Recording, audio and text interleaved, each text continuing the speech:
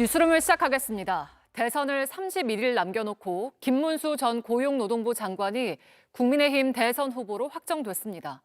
다만 김 전 장관은 선출 직후 이재명 세력의 집권을 막기 위해서라면 어떤 세력과도 강력한 연대를 구축하겠다면서 한덕수 후보 등과의 단일화 가능성을 열어뒀습니다. 먼저 유한울 기자입니다. 국민의힘 제21대 대통령 후보자로 김문수 후보가 선출되었음을 선포합니다. 국민의힘 대선 후보로 선출된 김문수 후보는 후보 수락 일성으로 이재명 독재 정권을 막겠다면서 한덕수 후보 등과의 단일화 가능성을 열어놨습니다. 저는 민주당 이재명 세력의 집권을 막기 위해서라면 어떤 세력과도 강력한 연대를 구축할 것입니다. 다만 국민들과 당원들이 납득할 수 있는 절차와 방식으로 추진해 마침내 이기겠다고 했습니다. 김 후보는 그렇게 해서 대통령이 될 경우 개헌을 추진하겠다는 뜻도 분명히 했습니다. 낡은 1987년 체제를 바꾸는 개헌을 추진하겠습니다. 정치와 사법, 선거제도를 개혁하겠습니다. 특히 감사원이 선관위를 감사하도록 하고 사전투표 제도를 폐지하겠다면서 여전히 탄핵 반대 세력의 부정선거 주장에도 함께하는 모습을 보였습니다.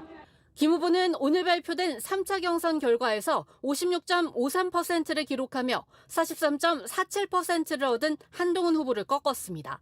일반 국민 6천 명을 대상으로 한 여론조사와 선거인단 40만여 명이 참여한 당원 투표에서 모두 앞섰습니다.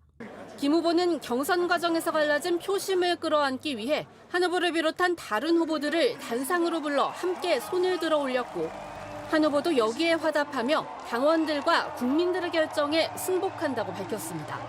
이 대한민국이 위험한 나라가 되는 것을 막아주실 것을 부탁드립니다. 저도 뒤에서 응원하겠습니다. 김 후보는 한 후보를 비롯해 다른 경선 후보들에게 선대위원장직도 제안할 계획입니다. JTBC 유한울입니다. 김문수 후보와의 단일화 논의를 앞둔 무소속 한덕수 후보는 오늘도 개헌 논의에 불을 지폈습니다. 집권 3년 안에 개헌하겠다는 걸 제일 공약으로 앞세운 한 후보가 개헌을 매개로 한 이른바 빅텐트 논의에서 주도권을 주겠다는 구상으로 보입니다. 두 후보는 이르면 내일 만나서 단일화 논의를 시작합니다. 김태영 기자입니다. 전직 국회의원 모임인 헌정회를 찾은 한덕수 후보는 오늘은 하야라는 단어까지 써가며 강력한 개헌 의지를 드러냈습니다. 국민과 힘을 합쳐서 이 일을 꼭 해낼 겁니다. 그리고 저는 이 일을 해내고 즉각 하야하겠습니다. 한 후보는 개헌에 대해 말을 바꾸는 건 국민에 대한 중대한 범죄이며 개헌 반대엔 국민의 준엄한 심판이 따를 것이라고 했습니다. 그러면서 더불어민주당 이재명 후보를 겨냥한 듯한 발언을 이어갔습니다. 결국 권력을 탐하는 그런 세력이 이 개헌을 하는 한은 우리에게 개헌은 만들어질 수도 없고 문제는 정치적인 목적으로 동의를 하는 듯 하다가 말을 바꿔버리는 정치 세력들이 있습니다. 한 후보가 연일 개헌 이슈에 집중하는 건 반 이재명 빅텐트의 핵심 의제가 될 개헌 논의의 주도권 싸움에서 앞서 나가기 위한 전략으로 풀이됩니다. 이 같은 빅텐트 구상은 국민의힘 대선 후보로 선출된 김문수 후보와의 단일화가 출발점이 될 것으로 보입니다. 당연히 저희가 연락을 할 거고요. 또 축하 말씀도 전해야 될 거고 또 우리가 이런 개헌의 큰 연대를 우리가 하는데 도움이 되는 길이 뭔가 하는 거를 모색을 할 거라고 저는. 한 후보 캠프 관계자는 한 후보가 어제 오늘 여야 보수 진보 가릴 것 없이 두루 소통을 하고 있다며 국민의힘 최종 후보 측에서 오늘 당장 만나자고 요청하면 못 만날 이유는 없다고 밝혔습니다.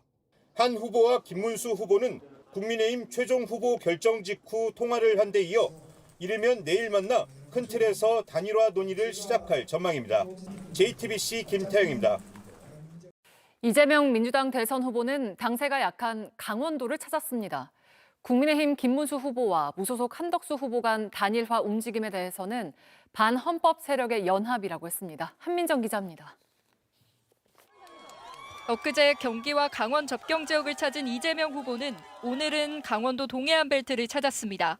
근데 이 동네 영업하시는 분들은 힘드실 건데 오신 길에 장 좀 많이 봐가지고 가세요.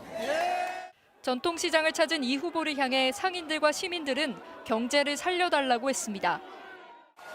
경제를 살려주세요. 경제도 살려야 되고 남북 간의 군사적 긴장도 완화해서 평화적으로 서로 공존해야 이 강원도도 살 길이 생기지 않겠습니까? 신변 위협 제보가 있다고 밝힌 이 후보는 경호를 강화했습니다. 제가 오늘부터는 경호 문제 때문에 손을 잡거나 못하게 됐으니까 이해 부탁드립니다. 눈은 맞출 수 있습니다. 손은 못 잡아도.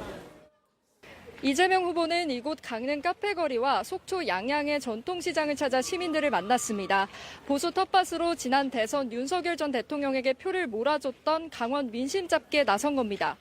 그냥 뭐 잘못해도 찍어지고 뭐 사고 쳐도 찍어지고 우리 파란색이지 우리 빨간색이지 공천만 받으면 무조건 찍어주니 뭘로 열심히 합니까? 국민의힘 김문수 후보와 무소속 한덕수 후보 사이 단일화 추진 움직임을 비판하기도 했습니다. 반헌법 민주공화국 파괴 세력들끼리 연합하는 거야 뭐 예측된 일 아니겠습니까? 이 후보는 강원 동해안 방문에 맞춰 어업 활성화 공약을 발표했습니다. 해양 바이오 산업 육성과 권역별 복합 해양 관광도시 확대 등 내용이 담겼습니다. 내일은 경북 영주 예천과 충북 단양 영월 등 단양 8경 벨트를 찾아 민생 행보를 이어갈 계획입니다. JTBC 한민정입니다. 자, 민주당은 이재명 후보에 대한 대법원의 파기환송을 놓고 반발을 이어가고 있습니다. 조희대 대법원장을 탄핵해야 한다는 주장까지 공개적으로 나왔습니다. 김재현 기자입니다. 민주당 초선 의원들은 오늘 기자회견을 열고 조희대 대법원장에 대한 탄핵을 추진하겠다고 밝혔습니다. 조희대 대법원장 주도의 사법 쿠데타에 대해 즉각 조희대 대법원장 탄핵 소추 절차에 돌입하겠습니다. 조 대법원장이 주도해 이례적으로 빠른 판결을 통해 대선에 영향을 주려고 했다는 겁니다. 초선 의원들뿐 아니라 지도부에서도 탄핵 추진을 시사하는 목소리가 나오는 가운데 사실은 탄핵하자 이렇게 외치고 싶습니다. 최소한 직무는 정지시킬 수 있습니다. 오늘 강원도 유세에 나선 이재명 후보는 당이 국민 뜻에 맞게 처리할 것이라고 밝혔습니다. 대법관 탄핵시키세요, 대표님. 대표님 잠깐만요. 뭘 하라고요? 조희대 탄핵시켜서요. 당에서 잘 알아나겠죠. 국민의힘은 민주당의 잇따른 탄핵 추진을 비판했습니다. 이재명에게 유죄 판결을 내리니까 경제부총리, 검찰총장을 화풀이 탄핵합니다. 급기야 대법원장과 대법관들까지 탄핵하겠다고 들먹입니다. 이게 바로 의회 쿠데타 아닙니까? 민주당은 향후 이 후보의 재판에 영향을 줄 수 있는 법 개정안을 계속 내놓고 있습니다. 피고인이 대통령에 당선되면 형사재판을 정지하는 형사소송법 개정안을 어제 법사위에 상정한 데 이어 대법관 수를 현재 14명에서 30명으로 늘리는 법원조직법 개정안도 발의한 것으로 확인됐습니다. 대법원 판결을 헌법소원으로 다퉈볼 수 있게 하자는 사실상 사심제를 의미하는 헌법재판소법 개정안도 발의 예고했습니다. JTBC 김재현입니다. 미국이 오늘부터 우리가 수출하는 자동차 부품에 25% 관세를 매기기 시작했습니다. 완성차 업계에 이어서 부품 업계까지 미국 고율 관세 직격탄을 맞게 되면서 타격이 예상됩니다. 임지수 기자입니다. 미국이 외국산 자동차 부품에 부과하기로 한 25% 관세가 오늘 낮 1시부터 공식 발효됐습니다. 미국은 우리 차 부품업계의 가장 큰 수출 시장으로 관세 대상 품목은 332개입니다. 우리 업계의 대미 수출 비중은 36.5%로 꾸준히 높아져 왔습니다. 미국의 자동차 부품 수입 중 한국 비중은 6.4%로 135억 달러, 19조 원 규모입니다. 더 비싼 가격의 부품을 조달하게 된 미국 자동차 업계도 이런 조치에 반발했습니다.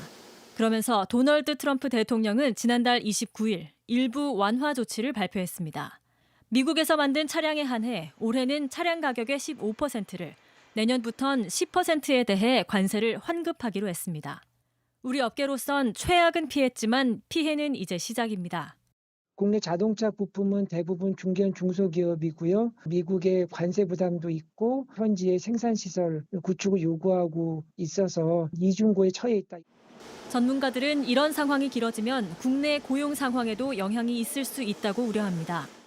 중장기적으로는 해외 생산기지 이전에 따라서는 한국 국내 좋은 일자리가 좀 유출될 그럴 가능성도 있고요. 우리 차 부품업계가 미국 외 시장으로 판로를 다변화하려는 노력이 필요하다는 점은 공통된 지적입니다. JTBC 임지수입니다.